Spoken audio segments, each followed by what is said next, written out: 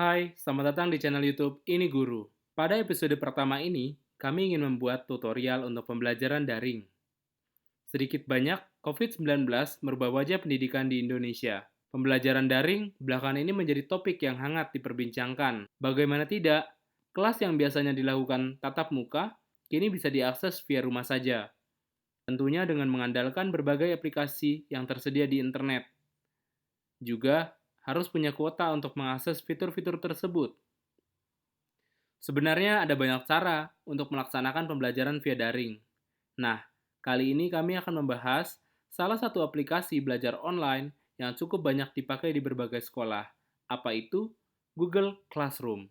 Nah, pada seri tutorial Google Classroom ini, kami akan fokus pada membuat kelas, mengundang siswa untuk bergabung pada kelas, membuat topik, membuat absensi, menginput materi pembelajaran, dan memberikan penugasan.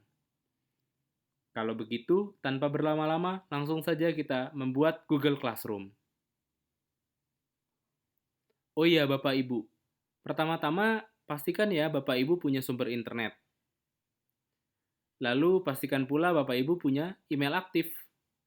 Setelah kedua persyaratan tersebut didapat, langsung saja kita buka Google Classroom.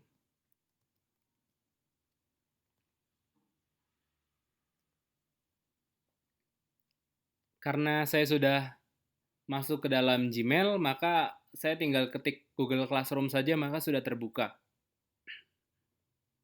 Nah, tampilannya akan seperti ini Bapak Ibu. Jadi ini adalah kelas-kelas yang sudah saya buat dan juga kelas-kelas yang saya masuki atau yang dimana saya tuh diundang sebagai siswa.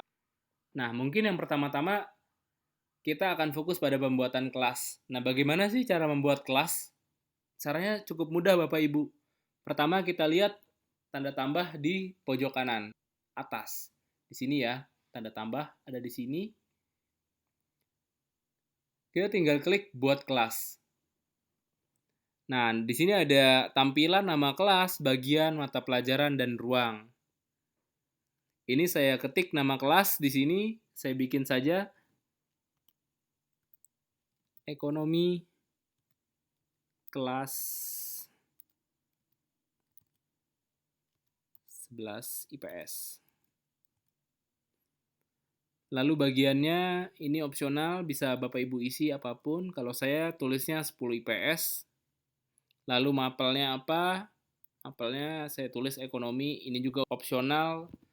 Tergantung Bapak Ibu mengajar mata pelajaran apa. Lalu ruangnya juga opsional, ini bisa diisi atau apapun. Yang jelas nama kelas itu wajib. Ini diisi nama mapel dan kelas. Terserah Bapak dan Ibu tampilan mau seperti apa. Kalau saya seperti ini. Lalu bagiannya diisi lagi dengan nama kelas, lalu mata pelajaran diisi dengan mapel. Nah, setelah selesai, kita tinggal klik buat. Nah, maka nanti tampilannya akan seperti ini. Ini kelas yang sudah kita buat. Nah, nanti di sini kan ada kode kelas Bapak Ibu. Kode kelas saya VZKBSTY. Nah, ini nanti kode kelas ini yang akan Bapak Ibu bagikan kepada siswa. Tujuannya apa sih kita membagikan kode kelas ini? Ya tujuannya biar supaya anak-anak bisa gabung ke kelas yang sudah kita buat. Tadi kan pada poin pertama kita akan mengundang anggota kelas ya. Nah, caranya gimana? Caranya tadi salah satunya kita bisa men-share kode kelas ini, kode kelas yang sudah ada di dalam kelas kita, atau bisa juga seperti ini, anggota. Ini kita bisa klik tanda tambah di sini untuk mengundang siswa. Misalkan aa@gmail.com gitu. Nah, nanti mungkin caranya nanti bisa Bapak Ibu atur dengan cara mengumpulkan nama-nama siswa, lalu klik tambah dan Bapak Ibu bisa ketik dan klik undang. Itu untuk cara mengundang anggota kelas. Kita balik lagi ke sini. Nah, lalu kita akan membuat topik Bapak Ibu. Nah, topik ini kegunaannya untuk apa sih? Nah, sebenarnya topik ini bertujuan agar tampilan kelas kita itu bisa terlihat lebih rapi. Biasanya kan dalam topik itu, kalau di dalam kelas tatap muka kan biasanya kita ada absensi, lalu ada materi, materi belajar ya kan. Setelah ngabsen kita langsung mengajar gitu. Lalu bisa juga nanti setelah mengajar pasti kita akan memberikan penugasan. Nah, itu juga opsional. Nanti terserah Bapak Ibu topiknya mau diisi apa saja. Kalau kami membuat absensi, materi, dan penugasan. Nah, caranya bagaimana untuk membuat topik? Pilih sini tanda tambah, buat, terus topik. Nah, tambahkan topiknya apa? Misalkan absensi. Absensi. Tambahkan. Lalu kita membuat topik lagi, misalkan materi pembelajaran. Materi pembelajaran.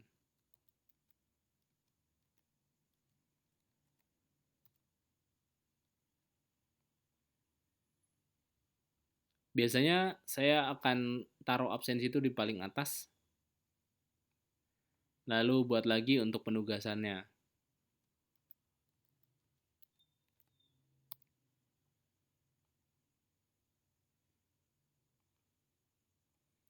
Jadi cukup mudah, saya rasa Bapak Ibu. Bapak Ibu tinggal pilih ini tugas kelas, lalu pilih tanda tambah, lalu pilih topik, lalu tinggal Bapak Ibu isi, entah itu mau ngisi absensi, materi pembelajaran, penugasan. Nah, ini tampilan topiknya Bapak Ibu. Ini cukup membuat rapi, nanti ini bisa kita isi lagi. Nah, seperti ada sub-subnya, misalkan sub absensi tanggal berapa, tanggal 26 Juni gitu. Sub absensi tanggal 7 Juli gitu. Nanti tergantung jadwal pelajaran Bapak Ibu. Nah, nanti materinya juga bisa kita isi, materi pembelajaran apa, nanti tergantung Bapak Ibu. Contohnya seperti ini ya Bapak Ibu. Topik-topik tadi yang sudah saya isi.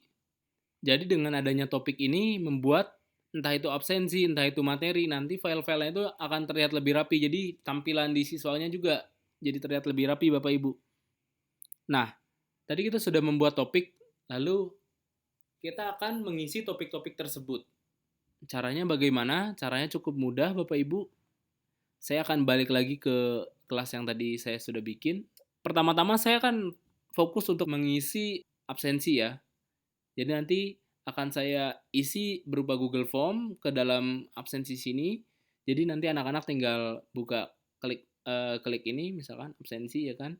Ini saat ini belum ada. Lalu nanti anak-anak tinggal mudah saja gitu untuk akses si absensinya. Caranya cukup mudah. Pertama kita gunakan ini juga tanda buat, tanda tambah ya. Lalu klik tugas. Kita ketik judulnya absensi 10 Juli 2020. Ini petunjuknya bisa Bapak Ibu isi apapun, bebas, opsional. Bisa diisi, silakan ya untuk misalkan silakan saya ketik silakan anak-anak sebelum materi isi absensi terlebih dahulu. Terima kasih. Dear 10 IPS. Nah, untuk membuat absensi kita butuh bantuan daripada Google Form. Untuk itu kita sedikit move dulu ya. Kita sedikit pindah ke Google Form. Kita langsung klik tanda tambah saja di sini. Google Formulir. Sebelum ke pertanyaan-pertanyaannya, saya buat settingan dulu di sini biar memudahkan. Biasanya settingannya seperti ini. Saya butuh data-data alamat email karena namanya kadang suka berbeda dengan alamat email. Maka saya membutuhkan alamat email. Maka saya centang di sini kumpulkan alamat email. Lalu juga di sini batasi ke satu tanggapan, responden akan diwajibkan untuk masuk ke Google. Nah, jadi harus punya Google dulu baru bisa menanggapi ini kita Google Form kita. Lalu di sini presentasi ini bebas sifatnya, pesan konfirmasi opsional, Bapak Ibu bisa isi apapun. Lalu setelah semuanya selesai, klik simpan. Nah, baru kita fokus ke sini. Bagian pertanyaan-pertanyaannya. Bapak Ibu, sifat pertanyaannya juga bebas. Kalau saya di sini, saya menyapa terlebih dahulu, hai apa kabar? Lalu di sini ada pilihan ganda, nanti anak-anak bisa bebas pilih. Baik, sangat baik, kurang baik, sangat kurang baik. Atau bisa saja, hai apa kabar? Apakah sudah mandi dan sampoan? Terserah. terserah Bapak Ibu. Lalu di sini karena kita membutuhkan data-data nama, maka saya akan tulis di sini siapa namamu, lalu tuliskan nomor absen. Ini memudahkan saya untuk mendetek kira-kira anak ini sudah absen apa belum gitu. Karena kalau di sekolah kami jika belum absen dan absennya lewat dari batas waktu yang sudah ditentukan, maka tugas-tugasnya tidak akan kami koreksi gitu. Jadi data-data nama ini sangat penting dan juga email. Nah, setelah semuanya selesai, Google Form tadi selesai, maka tinggal kita klik bagian sini, kirim. Lalu kita pilih bagian sini, nanti ini akan muncul link. Nah, muncul link. Nah, link ini yang nanti akan kita bawa ke Google Classroom. Kita perpendek saja, biar lebih mudah. Nah, lalu kita klik salin, lalu kita move lagi ke Google Classroom. Setelah kita pindah ke Google Classroom, tadi dari Google Form, kita tinggal tambahkan. Nah, tambahkan ini berfungsi untuk menambahkan kayak misalkan file, link, video atau apapun. Nah, ini di sini nanti juga akan kurang lebih tambahkan ini akan berguna sekali untuk penginputan materi, penginputan penugasan segala macam. Nah, karena ini sifatnya tadi kita mengcopy link, atau kita menyalin link, maka di sini kita tambahkan link. Lalu kita paste saja, paste. Nah, tambahkan link. Nah, maka ini Google Form yang sudah tadi kita buat Bapak Ibu. Yang sudah kita buat di Google Form tadi. Lalu kita beralih ke bagian sini. Nah, tenggatnya di sini ada tenggat ya, batas tanggal waktu. Nah, nanti ini bisa Bapak Ibu isi.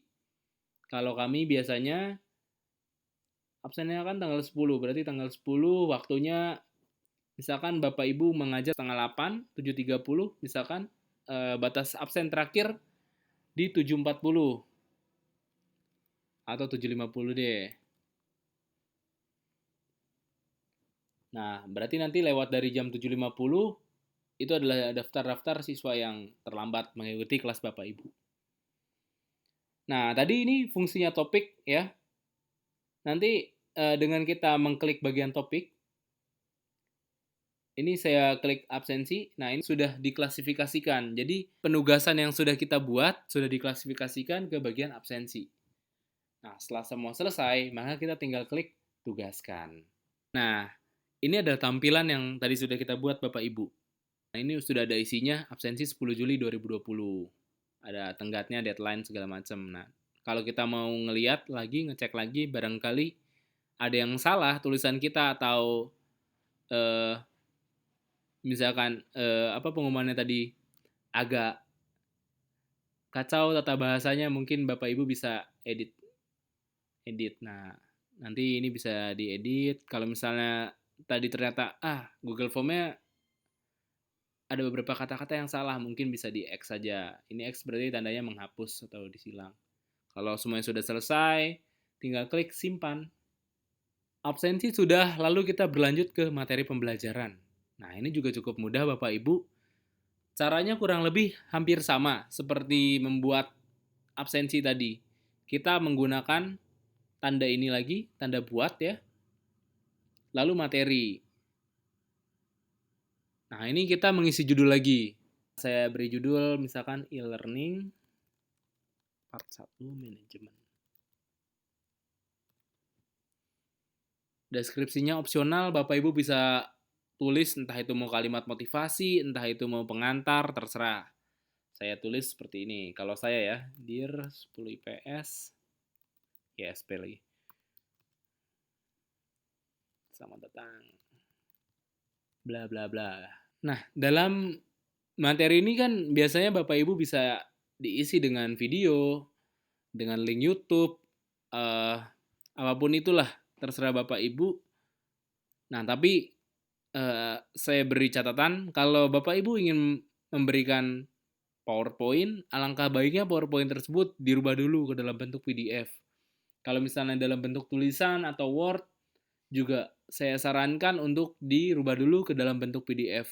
Tujuannya supaya apa sih? Nah, agar si anak murid tadi tidak bisa merubah seenaknya format-format yang sudah kita buat. Takutnya kan kita sudah bikin segala macam, lalu mereka dengan mudahnya mengedit-edit sehingga pesannya materi yang sudah Bapak Ibu buat tidak tersampaikan dengan baik. Saran saya, Bapak Ibu rubah dulu ke bentuk PDF agar tidak bisa direcokin. Ya walaupun juga sebenarnya dalam bentuk PDF juga bisa ditransform lagi sih, dirubah lagi ke dalam bentuk Word. Nah, caranya cukup mudah, tambahkan di sini ada Google Drive, mungkin Bapak Ibu menyimpan materi dalam Google Drive bisa klik Google Drive. Lalu link tadi misalkan Bapak Ibu punya sebuah link dari YouTube atau mana misalkan ya. Saya klik di sini YouTube. Saya beri simulasi misalkan materi saya salah satunya mengamati video tentang manajemen tapi linknya dari YouTube. Tinggal klik sini aja, CTRL-C, salin, lalu tambahkan link, misalkan gitu kan. Lalu ditambahkan lagi, misalkan selain link YouTube, selain menonton dari YouTube, misalkan Bapak dan Ibu ingin menambahkan juga materi yang sudah Bapak Ibu bikin di Word. Nah, tinggal klik file. Ini saya pilih dari file dari perangkat, lalu materi manajemen.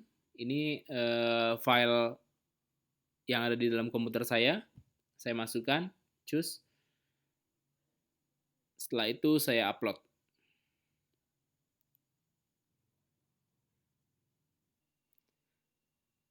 Nah, tadi kan kita sudah masukin link YouTube, lalu kita masukin file materi kita. Nah, ini tampilan ketika materi-materi kita tadi sudah dimasukkan. Nah, ini tadi materinya, tampilannya, lalu kita klasifikasikan lagi. Kira-kira ini cocoknya kemana? Pasti ke materi kan? Nah, makanya topik tadi berguna lagi, sekali lagi berguna untuk mengklasifikasikan agar tidak tercecer. Kita klik topiknya di sini, materi pembelajaran. Ingat topik, lalu pilih di sini materi pembelajaran, lalu setelah selesai, kita klik posting. Nah, maka materi pembelajaran sudah terisi. Jadi absensi sudah terisi, materi pembelajaran sudah terisi. Ceritanya tadi kita sudah absen, terus kita sudah memberikan materi, lalu kita ingin memberikan penugasan. Nah, ini masih kosong, maka akan kita isi. Caranya bagaimana sih Bapak Ibu mengisi penugasan? Kurang lebih hampir mirip dengan absensi dan materi pembelajaran. Kita klik di sini buat, lalu kita klik tugas. Sebenarnya bisa dua sih Bapak Ibu, bisa tugas atau bisa tugas kuis.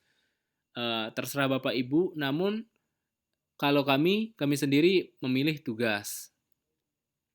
Nah, judulnya penugasan.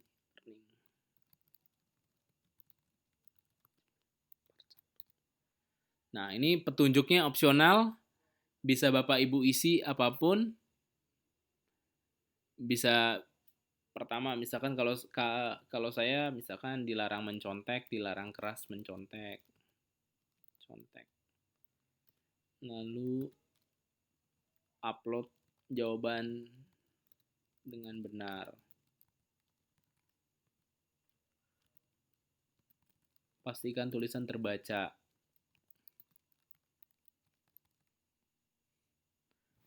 Kok tulisannya gede semua? Nggak apa-apa. Nah, setelah kita mengisi bagian sini, judulnya tadi apa, lalu petunjuknya apa, lalu kita tambahkan. Nah, ini bisa macam-macam ya Bapak Ibu. Bisa tadi kalau misalnya link Bapak Ibu punya sumber lain gitu misalkan dari Kahoot. Nah, nanti tinggal Bapak Ibu masukkan link Kahoot yang sudah Bapak Ibu siapkan. Jadi anak-anak ketika buka Google Classroom mau penugasan, silakan cek penugasannya di Google Classroom yang sudah saya buat. Nanti pasti akan dari link tadi kan tinggal diklik langsung ke Kahoot misalkan. Kalau Bapak Ibu pakai Kahoot. Kalau kami membuat seperti ini, mengupload file seperti mengupload materi pembelajaran yang tadi. Kami klik file, pilih dari perangkat Anda, kemudian ini. Lalu choose atau pilih. lalu klik upload. Lalu setelah itu akan seperti ini Bapak Ibu tampilannya ketika sudah diupload.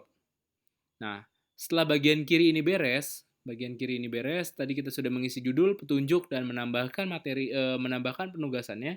Lalu kita ke bagian yang kanan. Nah, saya akan menjelaskan sedikit. Di sini ada tenggat.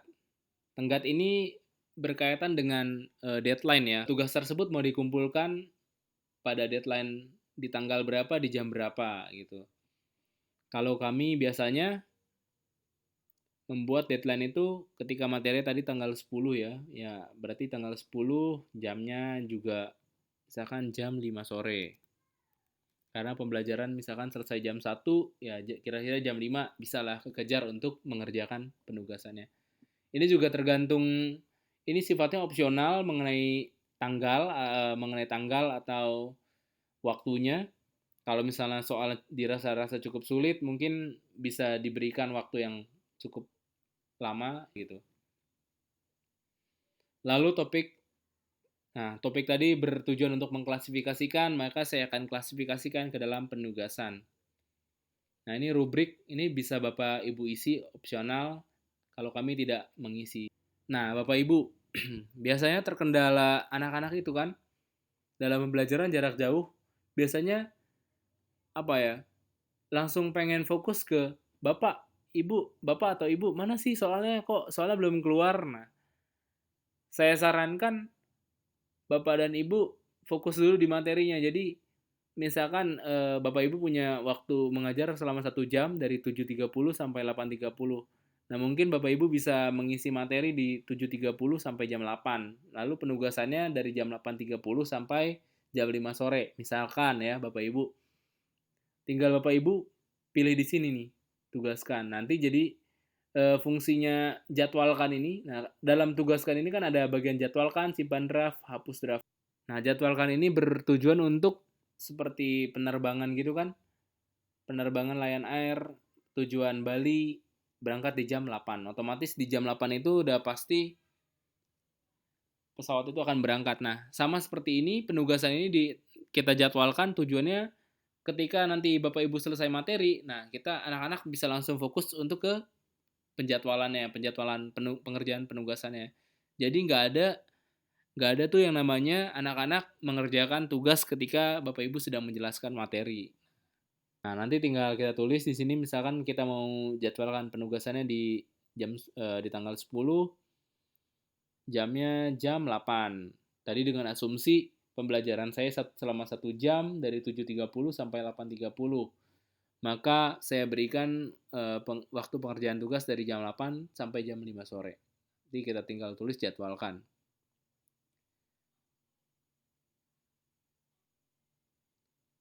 Selesai Bapak Ibu, dijadwalkan penugasannya. Nah, ini kenapa abu-abu, karena di tampilan anak-anak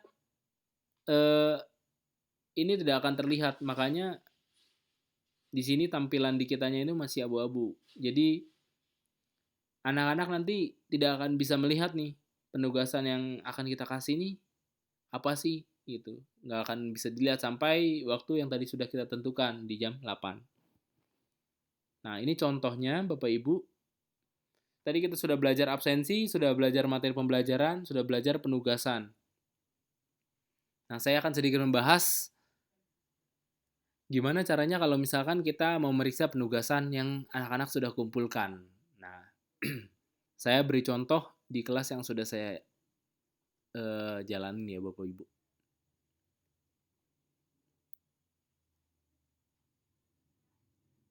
Tugas kelas.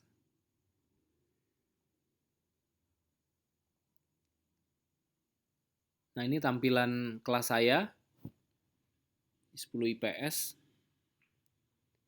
Mohon maaf, ini materi masih Word.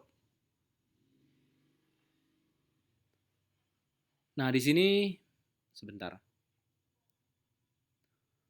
Di sini ada bagian diserahkan, diberikan, dinilai. Nah, jumlah siswa saya di kelas 10 IPS adalah 34 orang. Dari 34 orang dapat terdata bahwa 32 siswa dan siswa atau siswi sudah dinilai. Lalu 2 siswa masih menyerahkan, dalam artian belum saya nilai nih. Diserahkan ini berarti belum dinilai. Kita bisa lihat Bapak Ibu, siswa yang sudah menyerahkan siapa saja gitu. Kalau di sini dalam contoh kasus ini semua siswa sudah menyerahkan nilai. Saya berikan contoh kasus ketika kita memberikan nilai ya Bapak Ibu. Nah ini kan ada 2 orang lagi nih yang belum saya nilai. Kita tinggal buka saja Bapak Ibu di sininya filenya. Kita klik di sini. Ini untuk penilaian ya Bapak Ibu. Penilaian hasil kinerja siswa, hasil kerja siswa. Tadi saya klik di sini, maka akan buka tab baru, lalu bisa kita baca jawaban-jawaban dari si anak tadi. Di sini ada kolom nilai, bisa kita isi nilai dari 0 sampai 100. Misalkan saya mau ketik 85. Lalu di sini ada kolom tambahkan komentar, tujuannya apa? Misalkan ini bisa Bapak Ibu isi opsional, bisa kata-kata misalkan mengoreksi gitu. Mohon maaf jawaban Anda kurang tepat pada bagian ini gitu. Entah yang bagus yang benar adalah seperti ini gitu, atau misalkan mau memberikan kata-kata motivasi, kata-kata ucapan terima kasih karena sudah mengumpulkan tepat waktu dan lain-lain. Nah, dari sini juga Bapak Ibu bisa melihat anak itu mengumpulkan tepat waktu atau tidak. Di sini ada datanya nih. Ini tugas ini saya berikan tenggat waktu di jam 12 Bapak Ibu. Si Evelyn ini mengumpulkan pada pukul 10.43, otomatis dia tidak lewat deadline ya Bapak Ibu. Maka itu bisa jadi pertimbangan sendiri untuk Bapak Ibu. Kurang lebih seperti itu Bapak Ibu tutorial mengenai Google Classroom. Saya harap Bapak Ibu bisa sedikit banyak mendapatkan pengetahuan baru mengenai Google Classroom. Oh iya Bapak Ibu, karena ini video pertama kami, mohon maaf apabila banyak kekurangan dalam pembuatan proses videonya. Kolom komentar sangat terbuka lebar untuk Bapak Ibu agar kita bisa saling berdiskusi. Dan untuk Bapak Ibu yang sudah paham mengenai Google Classroom, kami sangat terbuka untuk diberikan masukan-masukan lain, input-input lain, sehingga kita bisa belajar bersama agar pembelajaran e-learning dapat kita rasakan secara maksimal. Kurang lebihnya seperti itu Bapak Ibu, terima kasih banyak atas perhatiannya. Jika dirasa video ini bermanfaat, jangan lupa untuk di-share ke rekan sejawat lainnya. Sekian dari kami, terima kasih.